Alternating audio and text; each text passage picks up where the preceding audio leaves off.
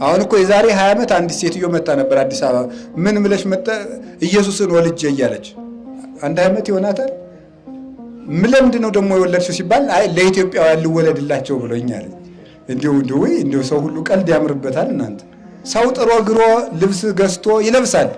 አይላያችሁም? ልብስ ገዝታችሁ የለበሳችሁ አሁን አሻንጉሊቶች ሁሉ እኮ ልብስ እያወዳደሩ ቡቲክ በር ላይ የሰው ጭንቅላት ሰልበው ጨርሰውታል።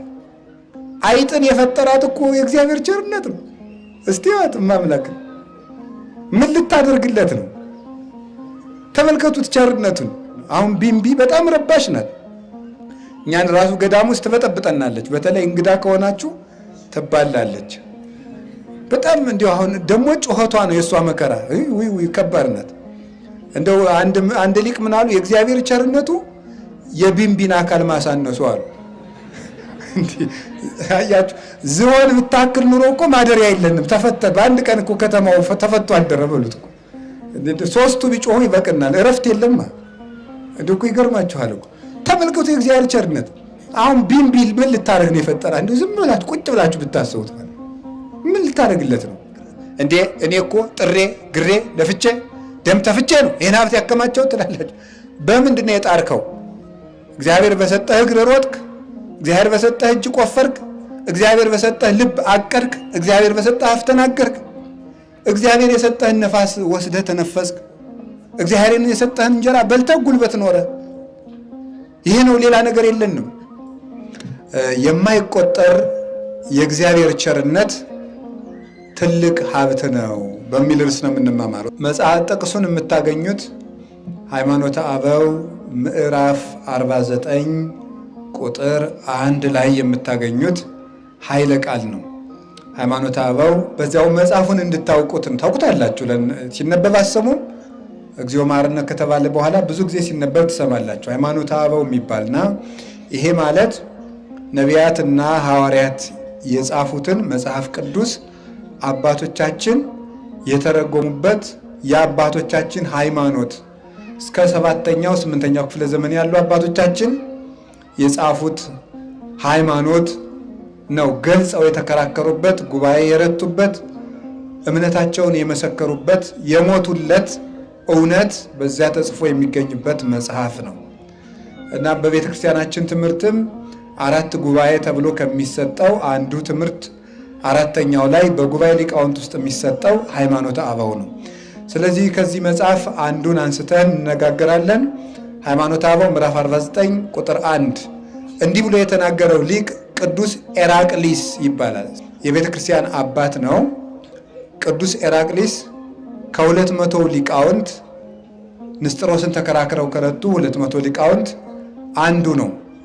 አባቶቻችን ሊቃነ ጳጳሳት ንስጥሮስ የሚባል መናፍቅ ተነስቶ ድንግል ማርያምን የአምላክ እናት አይደለችም፣ ጌታን ክርስቶስን ደግሞ አምላክ አይደለም ብሎ ተነስቶ ነበረ እና እነ ቅዱስ ቄርሎስ ከእስክንድሪያ ተነስተው ሌሎችም ሊቃውንት ከዓለም አቀፍ ቦታ ተሰብስበው ሊከራከሩ ኤፌሶን የሚባል ቦታ ሲሄዱ ቅዱስ ቄርሎስ ወላዲተ አምላክ የሚል እንደ መፈክር የሚሆን ወላዲተ አምላክ የሚል በብራና ጽፎ ፊት ለፊት ሊቃነ ጳጳሳትን አሰልፎ ነው የመጣው። ንስጥሮስ ደግሞ ሲመጣ 50 ወታደር አስከትሎ ነው የመጣው። ሃይማኖት የሌለው ሰው ወደ ጉልበት ነው የሚያደላው፣ ወደ ጉልበት ይሮጣል። ሃይማኖት ያለው ሰው ግን ሁልጊዜ ትህትናን ያስቀድማል። በተለይ ደግሞ ቤተ ክርስቲያን ውስጥ ጉልበት ቦታ የለውም። ትህትና ብቻ ነው ወንበር የሚሰጠው፣ ዙፋን የሚሰጠው፣ አክሊል የሚዘጋጅለት ለትህትና ብቻ ነው። ለትዕቢት፣ ለማን አለብኝነት፣ ለጉልበት በቤተ ክርስቲያን በሰማይም በምድርም ቦታ የለም እና ንስጥሮስ ያንን አስከትሎ መጣ። ተከራክረው ረቱት። ድንግል ማርያም የአምላክ እናት ናት፣ ልጇም አምላክ ነው። ስለዚህ ድንግል ማርያም እግዚአብሔርን በስጋ ወልዳለች፣ እግዚአብሔር ወልድን በስጋ ወልዳለች። ይህንን ተከራክረው ረተው ተመልሰዋል። በክርክሩ ወቅት በምሳ ሰዓት ረፍት ሲደረግ በዘመኑ የነበረው ንጉሥ ዘየአቢ ቴዎዶስዮስ እንደው እስኪ እረፍት ከስብሰባ እረፍት ስትሆኑ መጽሐፍ የሚተረጉምልኝ አዋቂ ከናንተ መካከል አንድ ጳጳስ መድቡልኝ አላቸው። ማን ተመደበ? ቅዱስ ኤራቅሊስ ተመደበ። የአንደበቱን ቅልጥፍና፣ የእውቀቱን መከናወን፣ የሰውነቱን ትህትና ተመልክቶ ይህንስ የከተማይቱ ሊቀ ጳጳስ ላርገው ብሎ አሰበ። ኤራቅሊስ የመጣ ኪስኪስ ከምትባል ሀገር ነው። የኪስኪስ ጳጳስ ነው። ንጉሱ ግን የቁስጥንጥንያ ጳጳስ ላድርገው ብሎ አሰበ። ቁስጥንጥንያ የዚያ ጊዜ የሀገሪቱ ዋና ከተማ ወይም የቤተ መንግስት መናገሻ ናት። ወደዚህ ላምጣው ብሎ አሰበ።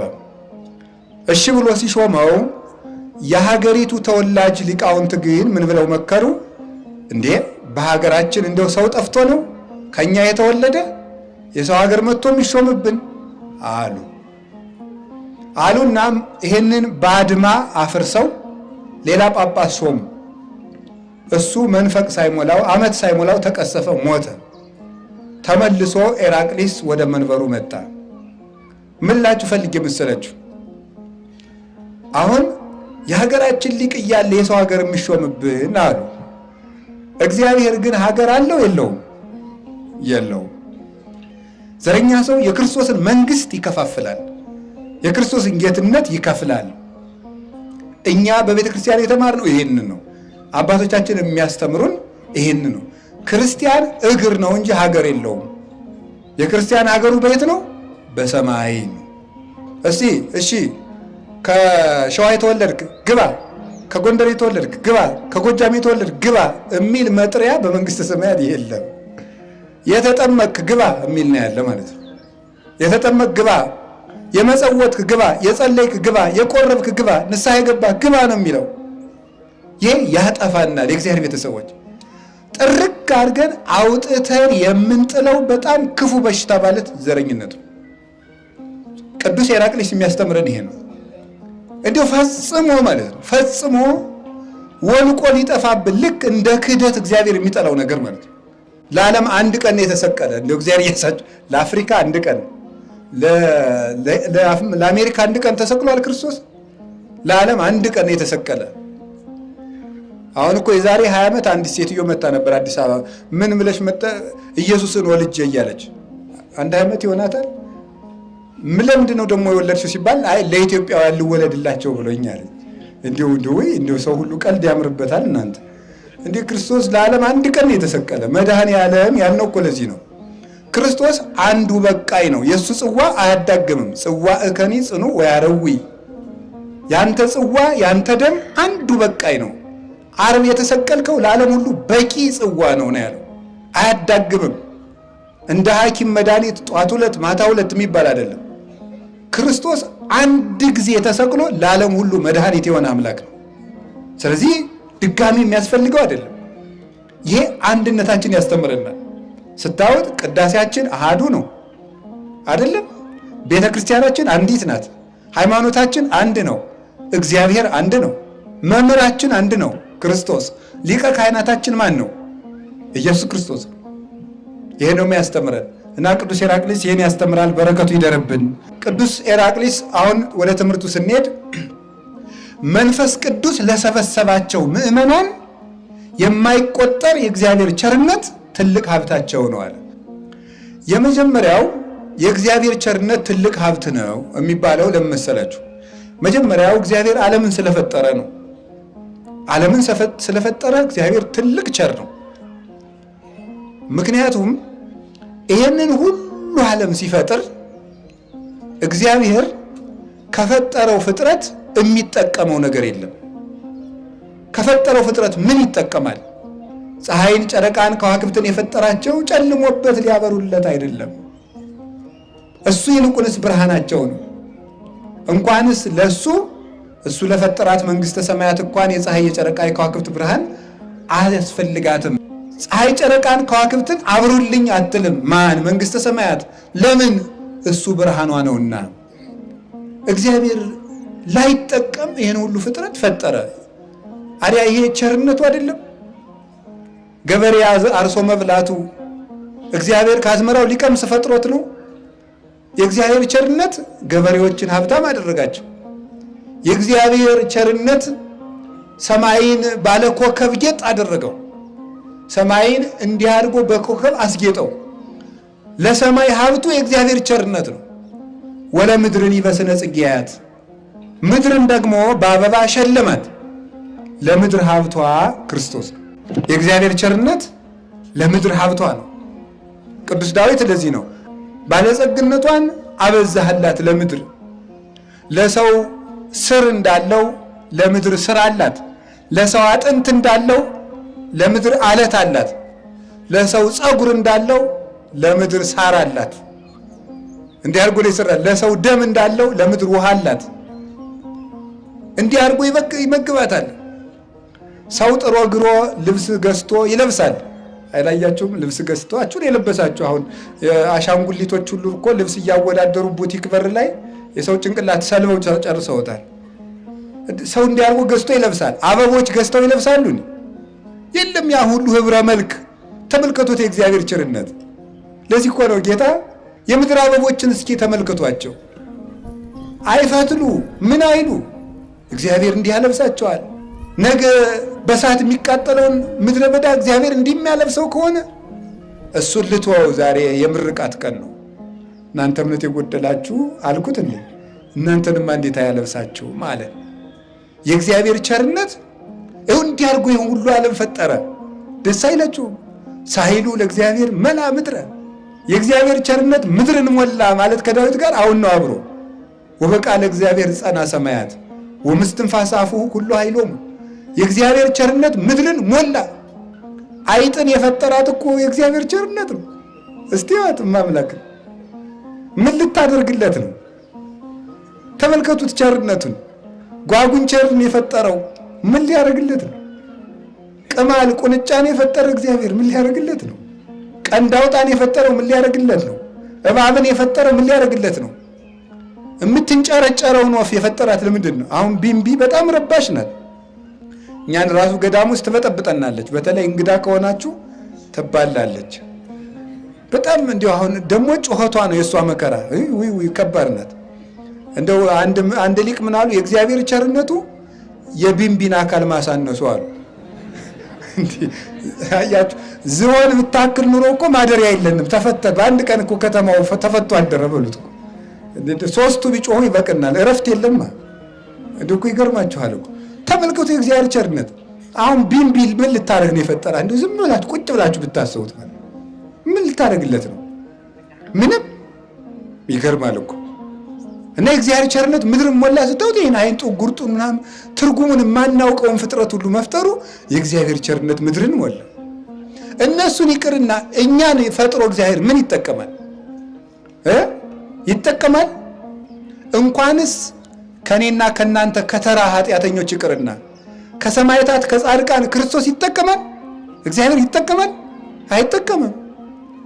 ቀዝቃዛ ውሃ የሰጠ ዋጋውን አያጣም ይላል ዮሐንስ 10 ላይ። ቀዝቃዛ ውሃ የሰጠ የሚለውን ቅዱስ ቄርሎስ ሲተረጉመው በጣም አስደናቂ ምስጢር ያወጣበታል። ቀዝቃዛ ውሃ የተባለ እንደው ውሃ የዘከረ ነው በቁሙ ዳሃ። ምስጢሩ ግን ምን ብሎ ይተረጉመዋል? ለክርስቶስ ደምን መስጠትም ቢሆን ቀዝቃዛ ውሃ ነው ይላል። ምክንያቱም እሱ ከሰጠን ቸርነትና ጸጋ አንፃር የሰው ስጦታ ትርጉም የለውምና ለሱም አይጠቅመውምና አካልህን እየቆራረጥክ እንኳን ለእግዚአብሔር ብትሰጥ ለእግዚአብሔር ተራ ስጦታ ነው። ለምን? እግዚአብሔርን ምን ትጠቅመዋለህ? ከሰገድከው ስግደት፣ ከጸለየው ጸሎት፣ ከጾምከው ጾም፣ ከመጸወትከው ምጽዋት እግዚአብሔር ቸግሮት ልታለብሰው ምድር ይሄ የምድሩ ብሻት ምሽትታ ተበላሽቶበት እኛ ጥሩ መዓዛ ልናሸተው እግዚአብሔር ቸግሮት ልንሰጠው፣ ርቦት ልናበላው፣ ታሞ ልንጠይቀው፣ እግዚአብሔር ጨንቆት ልናረጋጋው፣ እግዚአብሔር ከፍቶት ልናስደስተው አይደለም። እሱ ራሱ ሰላም አይደለም። እና ምንድን ነው ስትሉት እንዲው ቸርነቱ ይህን አደረገ። ይህን ሰማይ ስልጣን ያጸናው ምድርን መሰረታል። ምኑ ቸርነቱ ነው። እና እግዚአብሔር ቸርነት ይውላችሁ በሞቴ እንዲያው አሁን ነጋዴዎች፣ ሀብታሞች፣ ድርጅት ያላችሁ ትልልቅ ስራ የምትሰሩ ይሄ ሁሉ ድርጅት ገሌ ባለዚህን ያህል ካምፓኒ ነው የምትባሉ ሰዎች በእግዚአብሔር ቸርነት እንዲህ እንደሆናችሁ ታስታውሳላችሁ? በእግዚአብሔር ቸርነት ቁመን እንደምናድር ቁመን እንደምንውል የእግዚአብሔር ቸርነት የምትሮጡበትን እግር እንዴ እኔ እኮ ጥሬ ግሬ ለፍቼ ደም ተፍቼ ነው ይሄን ሀብት ያከማቸው ትላላችሁ። በምንድን ነው የጣርከው?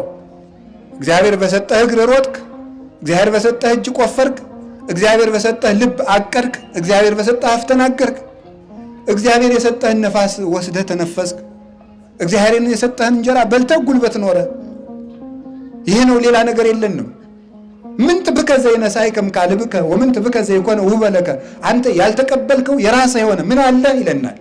ምንም የለን እና የእግዚአብሔር ቸርነት ግርም ይላል። እንደ እውነቴን ነው።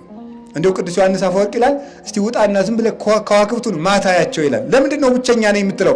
እነዚህ ከዋክብት እኮ ለራሱ ለአንተ ሊያሸበሽቡ የፈጠራቸው አንተን እያጀቡ እኮ ነው ይላል።